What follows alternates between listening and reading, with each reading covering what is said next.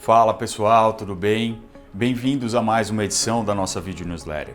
E como eu adiantei na edição anterior, agosto foi realmente um mês cheio no Supremo Tribunal Federal, com discussões sobre a descriminalização do uso e do porte para uso pessoal de drogas e outras matérias importantes para o direito criminal, como a aplicação do princípio da insignificância.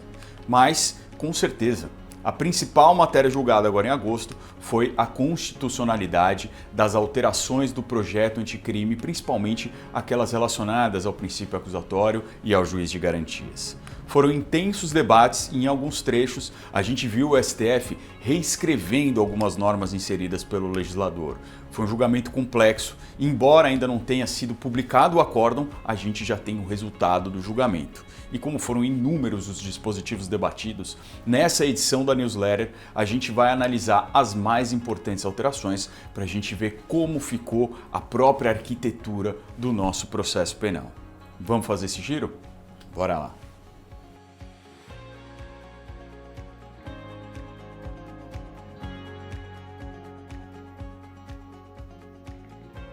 Juiz de garantias.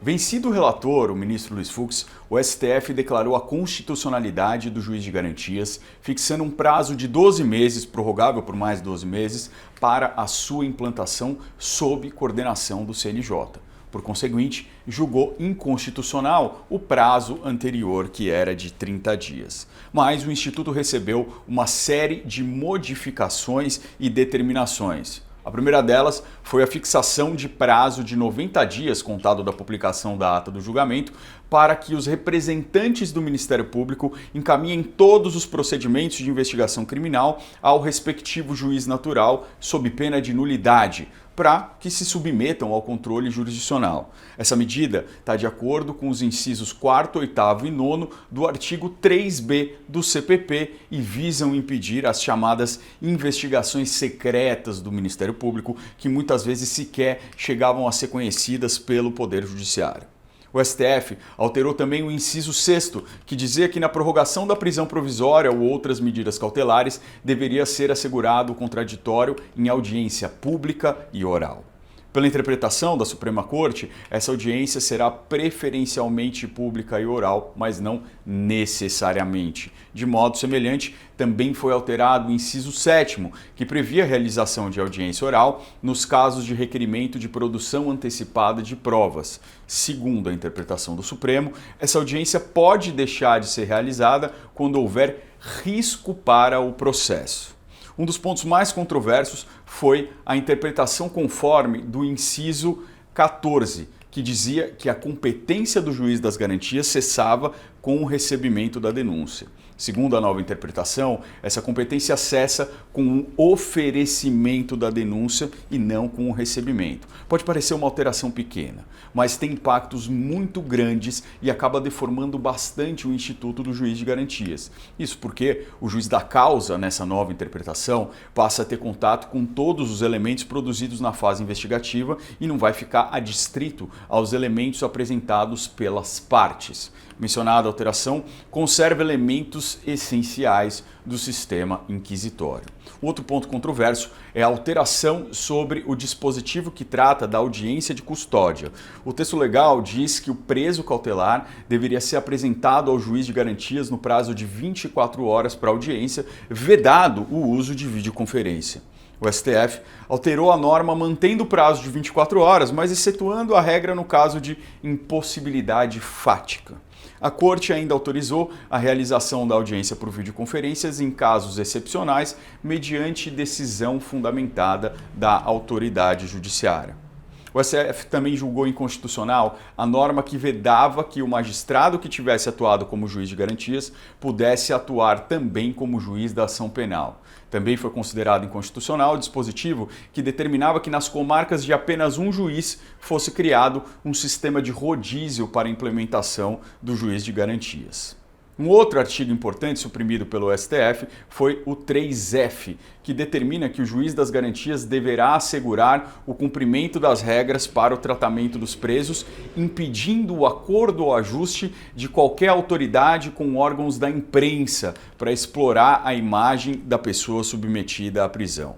Pela nova redação dada pelo STF, a divulgação de informações sobre a realização da prisão e identidade do preso deve assegurar a efetividade da persecução penal, o direito à informação e a dignidade da pessoa submetida à prisão.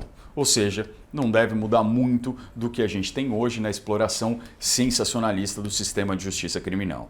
E por fim, o STF fixou uma regra de transição que determina que as ações penais já instauradas no momento da efetiva implementação do juiz de garantias não sofrerão qualquer modificação do juiz competente. Então, o juiz de garantias só valerá para as ações penais instauradas depois da sua implementação.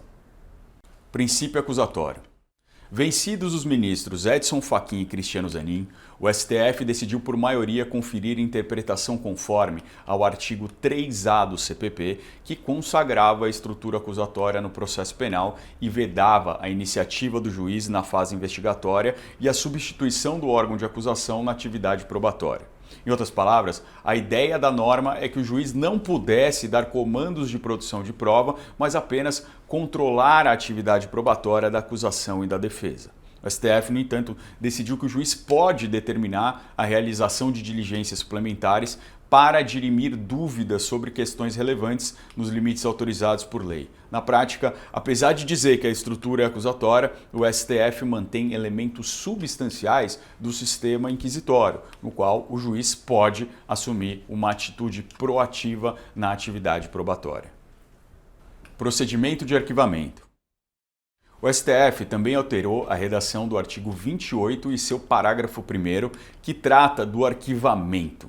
Na interpretação da Suprema Corte, quando o Ministério Público se manifestar pelo arquivamento, ele deverá submeter sua manifestação ao juiz competente e comunicar a vítima ao investigado e à autoridade policial, podendo os autos serem encaminhados ao Procurador-Geral ou à instância de revisão do Ministério Público quando houver. E isso vai acontecer a pedido da vítima, do seu representante legal ou do próprio magistrado. Provas ilícitas. Outro dispositivo defenestrado pelo STF foi o parágrafo 5º do artigo 157 do Código de Processo Penal, que determina que o juiz que conhecer do conteúdo da prova declarada inadmissível não poderá proferir a sentença ou acórdão. Essa regra é muito importante para se evitar o que se chama de contaminação cognitiva do magistrado que foi exposto ao conteúdo de uma prova ilícita. Com a decretação da inconstitucionalidade da regra, a prova ilícita deve ser desencartada do processo, mas vai poder continuar na convicção do juiz. Pois é, pessoal, como a gente viu, foram-se os anéis, ficaram os dedos. Dentro de 1 ou 2 anos, o Brasil finalmente terá o juiz de garantias, o que representará um grande avanço para o nosso sistema de justiça criminal. De fato, alguns institutos foram modificados e perderam suas características originais, mas ainda assim a gente vai ver um grande avanço na garantia dos direitos fundamentais e de um processo penal democrático. Então, por hoje é só e a gente se vê na próxima edição.